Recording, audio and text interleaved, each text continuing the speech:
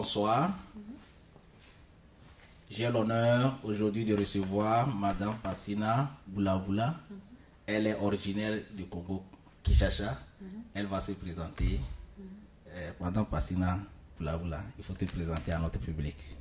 Bonsoir, merci beaucoup Baki de me recevoir à Baki Bronx Net Show. Mon nom c'est Passina, comme vous l'avez bien mentionné. Je viens de la Démocratique République du Congo, connue sous Congo Kinshasa. Je vis aux États-Unis, ça fait 14 ans, et je travaille pour une ONG ici dans le domaine de la prévention des sans-abri. Je suis aussi membre du Conseil africain sous l'égide du président de la commune. Et sous l'égide du Conseil africain, j'ai eu plusieurs positions. L'une des positions était la vice-présidente de l'association, mais aussi, pour le moment, je suis la présidente de la commission chargée des affaires politiques et de bonne gouvernance. Le Conseil africain, c'est en fait une association qui permet de servir de liaison entre la communauté africaine qui vit ici et le bureau du président de la commune pour permettre et faciliter l'intégration des Africains au niveau de New York et particulièrement au niveau du Bronx. Qui t'a introduit au niveau du Conseil africain? C'est par des amis, en fait, dans une discussion, connaissant mes capacités professionnelles. Ils m'ont intéressé à l'association en disant que bon, je devrais participer, je serais certainement un atout pour aider la communauté africaine. Bon, ça c'est très bien. C'est rare de voir nos sœurs africaines, c'est-à-dire travailler avec les autres, surtout au niveau de la politique. Bon, est-ce que tu es intéressé ou bien Madame Passina a une vision pour demain? Bon, si oui, quelle est ta vision? En fait, la vision, d'abord, c'est représenter la communauté africaine. Donner et être une voix pour la communauté africaine ici. Et ça ne passe que par non seulement l'engagement politique, mais aussi connaître la plupart des problèmes de la commune, de New York en général, qui nous affectent, nous, Africains. Des problèmes d'immigration, des problèmes d'éducation, de problèmes dans le domaine de recherche d'abris, de maisons et tout ça. C'est vraiment cette envie-là de représenter la communauté. Et partant du fait que moi-même, en étant immigrante, quand j'ai immigré aux États-Unis, les difficultés par lesquelles je suis passée, et je voudrais être une voix qui facilite en fait les autres, de manière à ce que la génération qui vient après nous, qui vient nouvellement, puisse déjà trouver un chemin qui a été planifié et tout, qu'on a plus ou moins arrangé, guidé pour leur bénéfice, de manière à ce que ça soit moins difficile pour eux que ça a été pour nous, la génération qui est arrivée bien avant. Ça, je vois. Tu fais vraiment un travail extraordinaire et on te remercie beaucoup pour ça. Il y a certains trucs ici dans le Bronx, il y a, on dit, la prostitution, on voit nos sœurs africaines à Harlem et puis au niveau des stations de métro. Est-ce que au niveau de votre association, on vous a rapporté des trucs comme ça? Bon, comme tel, on n'a pas eu de cas rapportés, mais l'un des cas qu'on a souvent reçus par la police, c'est aussi des problèmes de mésentente dans les familles. Et souvent, c'est mal interprété. Donc, on travaille en collaboration avec la police ici pour que la police puisse comprendre notre culture et puis essaye aussi d'éduquer nos hommes et nos femmes comment se comporter, éviter certains problèmes dans le ménage qui peuvent conduire à l'arrestation d'un membre de la famille.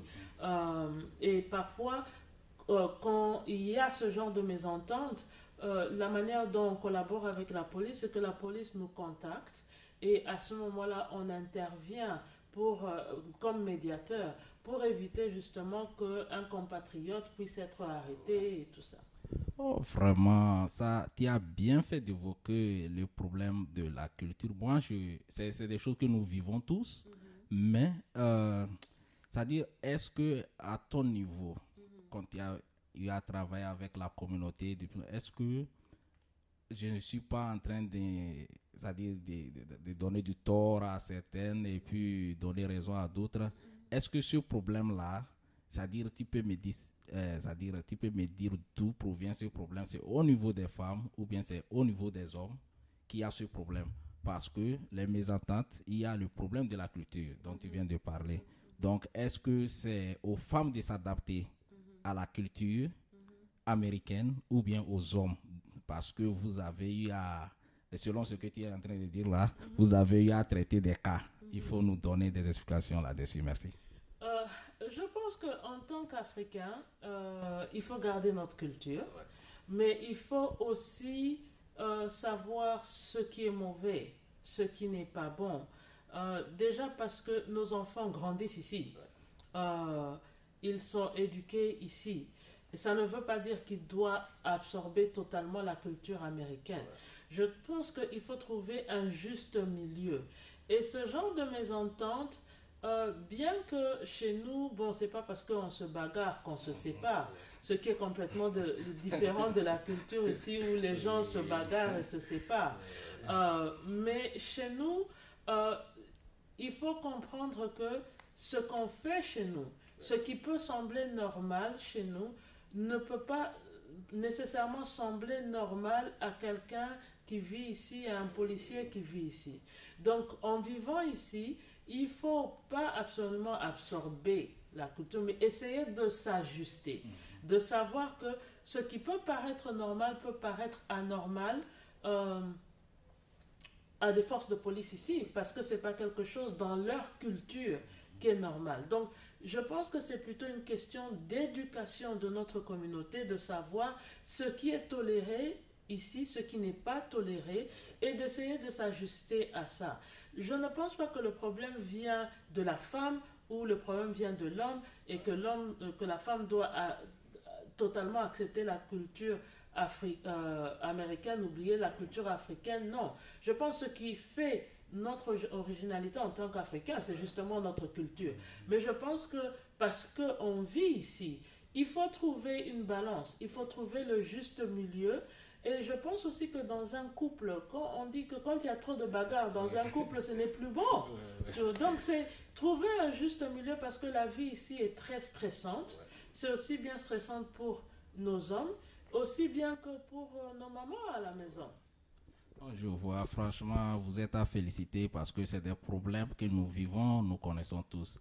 Bon, ce que j'ai à ajouter à ça, c'est que nous, Africains, nous devons vraiment faire des efforts, c'est-à-dire comprendre que quand on change de milieu, il faut s'adapter aux réalités de ce milieu. Donc, franchement, vous êtes à féliciter. Bon, nous sommes presque à la fin de notre entretien. Est-ce que tu as un mot de fin pour le public? Mon mot de fin, ce sera plus de conseiller à la communauté africaine qui vit ici. Nous n'allons pas ailleurs. Nous disons souvent, oui, on va retourner en Afrique, mais pour le moment, on vit ici. Et puis pour le moment, nos enfants naissent ici, ils grandissent ici. Donc, il faut s'impliquer dans l'engagement politique, dans les problèmes d'éducation, essayer d'entrer dans les associations au niveau de l'école des enfants, faire partie de ces associations-là, faire partie des associations au niveau politique, parce que vous apprenez, en apprenant ce qui se passe dans le pays, vous vous éduquez aussi et vous vous donnez vous-même aussi un pouvoir de décision, d'avoir une voix, de dire, voilà, nous en tant qu'Africains, voilà ce dont nous avons besoin. L'unité fait la force devant nos hommes politiques dans ce pays. Donc pouvoir s'exprimer comme ça, c'est très important. Donc l'engagement politique et pas seulement les événements culturels et d'art, c'est bien, mais surtout des événements à caractère éducationnel, informatif, politique, social, c'est très important. Je vous remercie d'être venu et que j'espère vous revoir la prochaine fois. Merci. Merci.